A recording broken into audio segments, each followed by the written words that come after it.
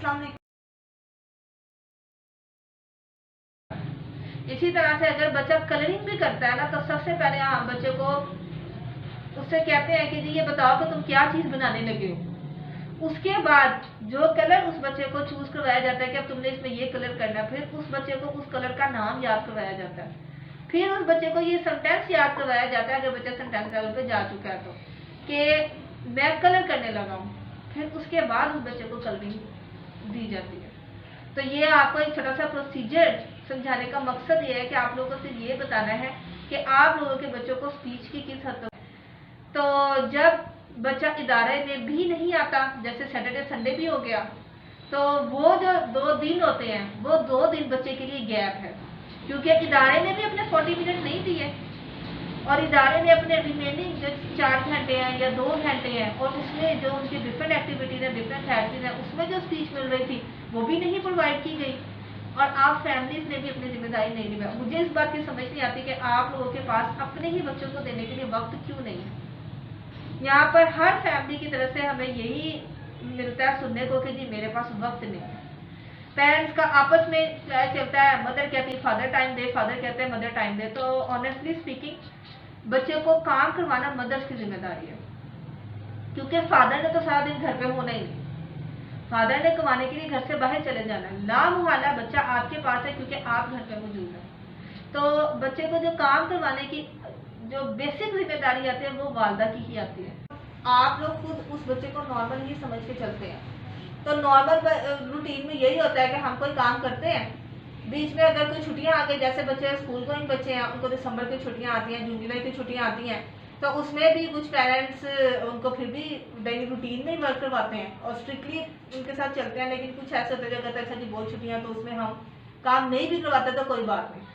तो यहाँ पे इन बच्चों के साथ भी यही किया जाता है, जबकि इन बच्चों में और उन बच्चों में यही फर्क है कि वो बच्चे अगर आप उन्हें 1 आधे हफ्ते की छुट्टी दे भी देते हैं ना और उनको काम नहीं भी करवाया जाता, तो भी वो बैक नहीं जाते, क्योंकि उनका ट्रीटमेंट नहीं चल रहा होता, लेकिन इन बच्चों का इलाज चल रहा होता है, जिस वजह से जब आप इन बच्चों को छुट्टियां करवाते हैं तो ये बच्चे बैक पे चले जाते हैं।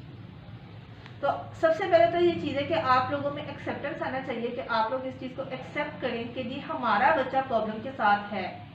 और जब आप इस चीज़ को एक्सेप्ट कर लेंगे तो दूसरी एक्सेप्टेंस आप में ये आनी चाहिए कि चाहे हम बीमार हैं, चाहे हम किसी भी इमरजेंसी हाल में है या कुछ भी है हमारे साथ, अगर हम एक बच्चे को सेंटर भी नहीं भेज रहे तो उस ड्यूरेशन में एटलीस्ट हमें अपने बच्चे को खुद घर पे कुछ ना कुछ वक्त ज़रूर देना है। ये हमारे बच्चे के लिए बहुत ज़्यादा ज़रूरी है।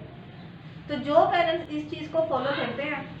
उनके बच्चे, अगर हमारे दादा कहते हैं कि जी आपके बच्चे को आप 6 महीने ये इलाज इस तरह से करवा लें, और अगर वो हमारे को ऑपरेट करके चलते हैं तो विद इन 6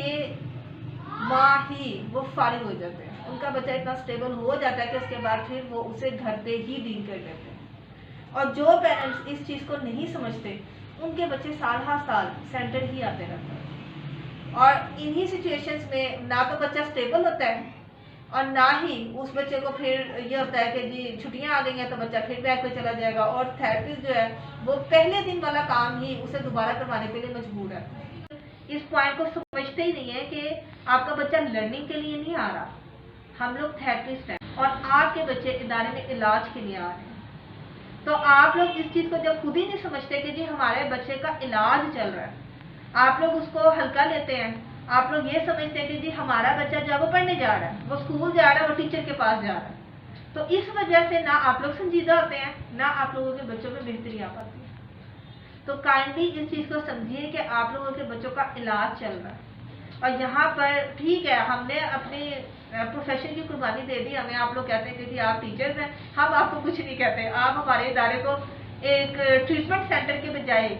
एक हॉस्पिटल या एक इलाजगाह के बजाय आप लोग इसे स्कूल कह देते हैं, तो हम लोग उसमें भी आप लोगों को कुछ नहीं कहते, हम लोग आपके इस चीज़ से भी खुश हैं कि चले जी कोई बात नहीं। लेकिन इसका सबसे बड़ा नुकसान यही होता है कि जी आप लोग इस चीज़ को नहीं समझते कि हमारे बच्चे का इलाज चल रहा है। तो मेरी आप लोगों से यही रिक्वेस्ट है कि काइंडली इस चीज़ को खुद अपने जहन में बिठाएं कि आपका बच्चा प्रॉब्लम के साथ है और आपके बच्चे का यहाँ पे इलाज करवाया जा रहा है। यहाँ पर मेरे ख्याल में जितनी भी फैमिलीज हैं उनमें से शायद सिर्फ 2 फैमिलीज ऐसी हैं जो इस चीज़ को एक्सेप्ट करती हैं कि हाँ जी हमारा बच्चा ऑटिज्म स्पेक्ट्रम डिसऑर्डर के साथ है। बाकी जो फैमिलीज हैं उनसे इवन अभी हमने अपने लास्ट प्रोग्राम में भी आप लोगों से हमने सवाल किया कि आपके बच्चे किसी प्रॉब्लम के साथ हैं, आपके बच्चे नॉर्मल हैं या नहीं, या आपके बच्चे स्पेशल हैं या किस कैटेगरी में आता है। तो आप में से मेजोरिटी का जवाब यही था कि हाँ जी हमारा बच्चा तो नॉर्मल है और हमारा बच्चा नॉर्मल वे में खाता है, पीता है, उठता है, बैठता है, सारे काम करता है। लेकिन जब बच्चा प्रॉब्लम शो करता है तो उस वक्त फिर हम आप लोगों से यही सवाल पूछते हैं कि जब हमने आपको उस वक्त कहा था कि जी आपका बच्चा प्रॉब्लम के साथ है, तो आपने कह दिया कि नहीं मेरा बच्चा तो जैसे नॉर्मली दूसरे बच्चे करते हैं वैसा ही कर रहा है। लेकिन आपका बच्चा इन एक्चुअल अपनी लाइफ को गुजारने में जो मुख्तलिफ एक्टिविटीज एक दूसरे बच्चे जो करते हैं उसकी एज ग्रुप के, वो बच्चा वो नहीं कर रहा होता।